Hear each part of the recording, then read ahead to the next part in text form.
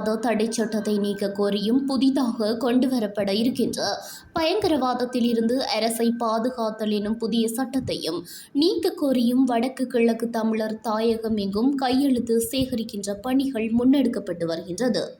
அந்த வகையில் நேற்றைய தினம் 22ஆம் தேதி அம்பாறை மாவட்டம் திருக்கோவில் தம்பிலுவில் மத்திய சந்தைக்கு முன்பாகவும் கையெழுத்து சேகரிக்கும் பணியொன்று முன்னெடுக்கப்பட்டது.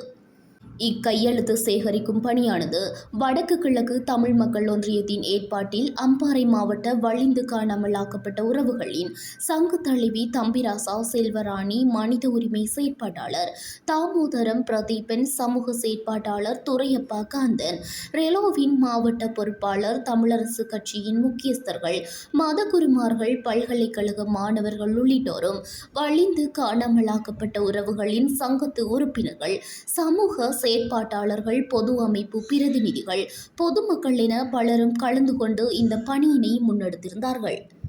இந்த 2 சட்டங்களும் எமக்கு தேவையில்லை என்று பல பொதுமக்கள் ஆர்வத்துடன் வந்து கையெழுத்து இடுவதை இங்கு அவதானிக்க முடிந்தது.